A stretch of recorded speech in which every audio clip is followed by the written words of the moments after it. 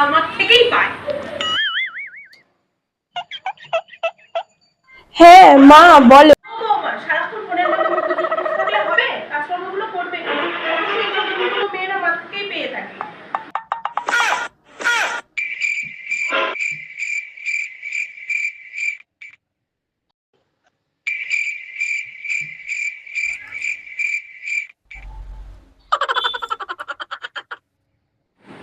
কোথায় খিদে পেয়ে গেছে, ভাত দাও।